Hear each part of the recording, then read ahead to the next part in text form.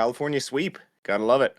I wonder, it shouldn't take too long for somebody on Twitter to post when was the last time the Canucks swept California, so we'll wait for that. Yeah, no kidding.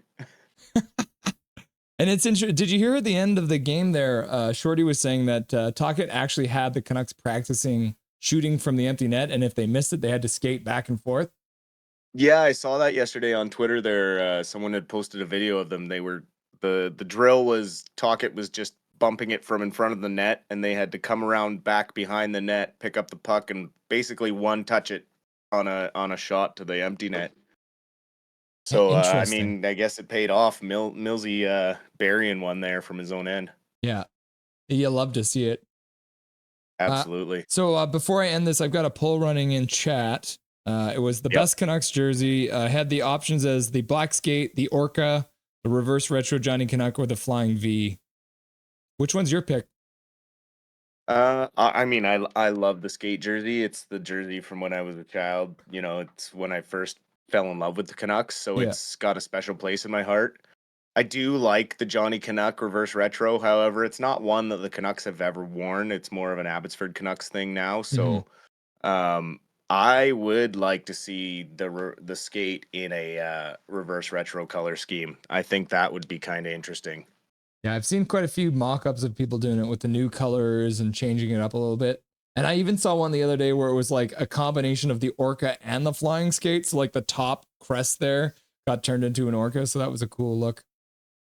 Yeah, I just think it's time for the Orca to go. I mean, the whole reason the Orca came about was when Orca Bay bought the company back in the 90s, and they have long since gone. So I like the nod to the heritage of BC, but at the same time, you know, a lot of teams change their jerseys here and there, but I just think it's time for the Canucks to maybe change it up.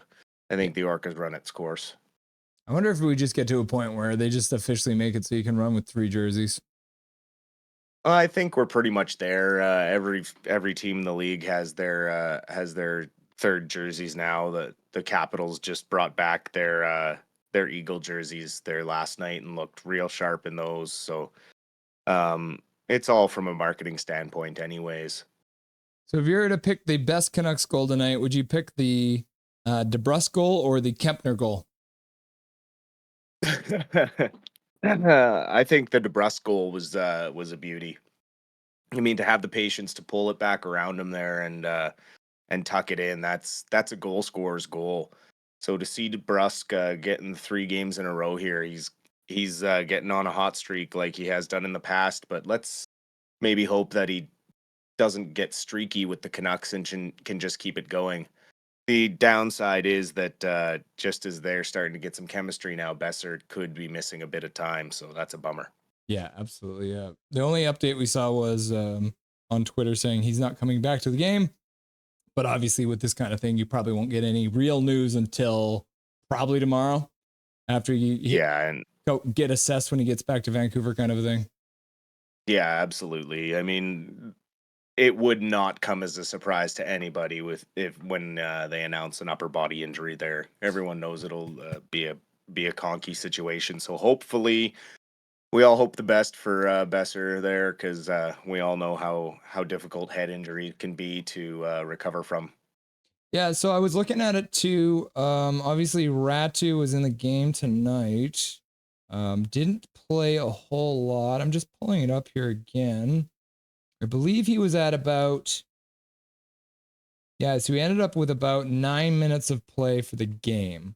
So we actually didn't see him. He played about two and a half minutes through the first couple minutes of the third period, but then I don't think we saw him again in the second half of that third period. What are you thinking is happening there with Tocchet and Ratu?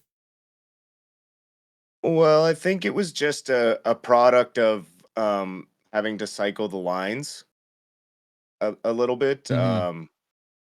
A sprung or two didn't really play much. He was only down around 9 minutes 32 as well. So I think that's just the 2-goal lead is the most dangerous lead in the sports, and they were really running the top 3 lines there, and kind of just cycling someone on when they needed a bit of a break.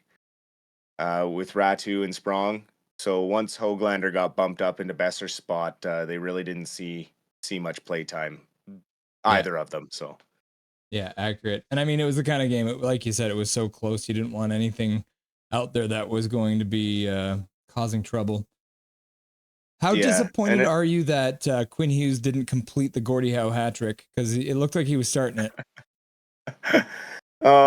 you know, um, I'm happy that he only took 2 minutes there because it would have been a real nervous end of the game there to lose Hughes for the rest of regulation. Um, so that as much as you'd love to see him do that, it's nice to see him defend himself and not put up with any crap. Right. But at the same time, he's such an important piece to the defense that it's you never really want to see him in the box. I'm just gonna say Clark who? Who? Who the heck is I've never heard this guy's name before in my life. Yeah, he's a Branch young guy, but Clark. he's actually having quite a good start to the season for LA.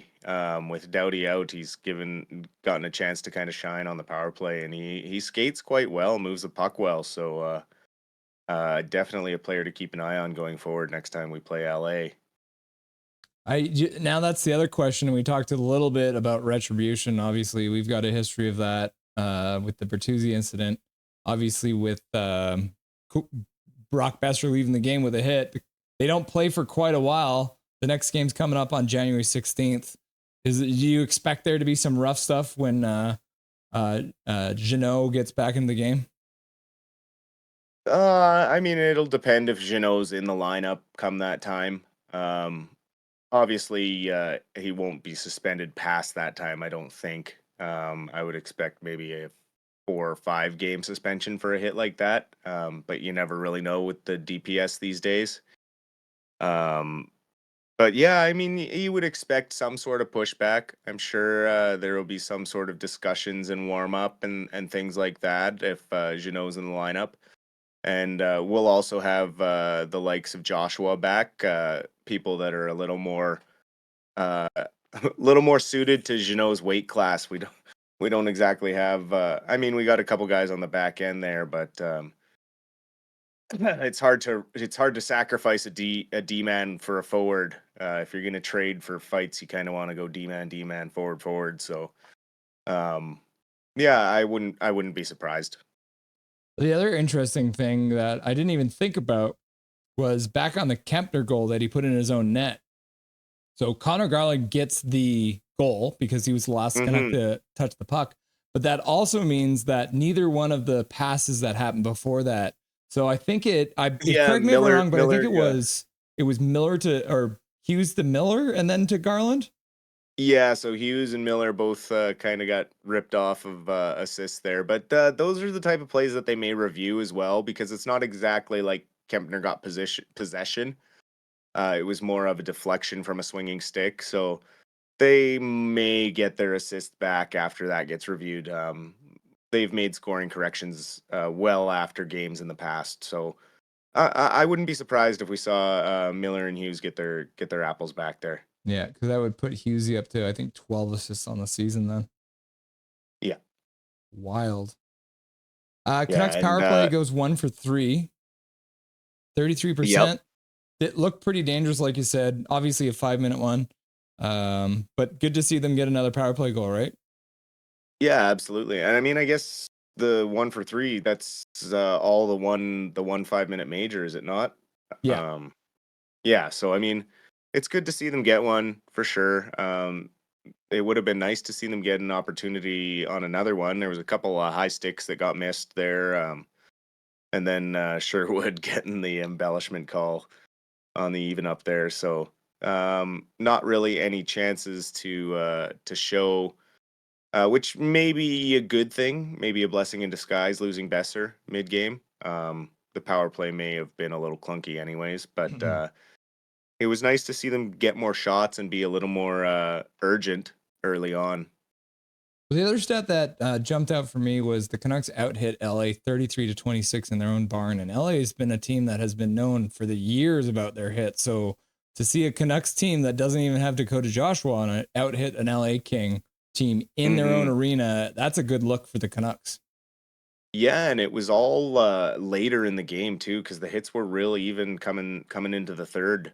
And then the Canucks kind of dominated the physical play in the third period, which defensively overall, the Canucks are really starting to find their game. Coming out of the Anaheim game and into this game, there was really only the one play by Desharnais where he misfired, and um, the screen on Lankinen was just a really good screen by Lewis there, and those goals are going to happen from time to time. But overall, it was one of our best defensive games from top to bottom, 60 minutes that we've played. Was there anything you didn't like about the Canucks game tonight? Um, it was hard to find, but there's still some moments where we're sloppy on our breakout. Mm-hmm. Um, we are a little too quick to try a bank pass when there might be a straight pass somewhere. The bank passes seem to be getting picked off here or there because some guys don't seem to have the angles in their back pocket yet this season. But Geometry's hard. geometry is hard. Math tough for people. But I really liked that we didn't panic when it got 3-2. Because sometimes when you get that one goal lead, you start to grip the stick a little tight. But we just clamped down defensively, did what we needed to do, and just waited for the empty netter and beat a team that's been hot to start the season. So it's all just good signs and trending into the right ways of finding wins. Canucks 3-0 in California, coming home. Got the Coilers coming in. McDavid was back playing tonight, so they will have to face their captain. What do the Canucks have to do to beat a floundering Edmonton team that has started to look a little better as the season's gone on? What's the key to that game? Obviously, you gotta rely on Miller shutting down McDavid like he has in the past couple of years, and you need to take advantage of their bottom four defensemen. They still haven't really found someone to play with Darnell Nurse, so that second pairing is always a little bit suspect. And then beyond that, they don't really have depth, so speed and physicality is the way to get them by the Oilers. So 7 o'clock, November the 9th, Edmonton Oilers in town. Canucks have a nice road homestand coming up. They've got 6 games in a row at home: Edmonton, Calgary, Islanders, Blackhawks, Nashville, New York. So you got, out of those 6 teams, you have, like 2 teams that may give us a little bit of trouble, but definitely a schedule that looks like there's some winnable games. What do you think is a reasonable um, record coming out of those 6 games at home? I think a nice 4-2 homestand. A couple losses here or there are going to happen, right? Like you're not going to win every game. There is such parity in the league. Shit happens, right? So, but I That's $1 think, in the swear jar. oh yeah, I know. But yeah, no, I think 4 wins out of that run is a reasonable expectation. Obviously, we want all 6, but I just don't think I don't think with that group of teams that are coming in, like anything can happen. Bedard could elevate his game playing in Vancouver, stuff like that. You know, anything can happen in sports. So we hope for the best and we take what we get. Right? That's being a Canucks fan. Dustin, you going to be around on Saturday for a first period meet? Absolutely. Awesome, buddy. We'll talk to you soon. Thank you for all your help tonight. Any last words for the Thank chat? you. Go Canucks, go. Have a good night, brother. You too. Nothing is perfect.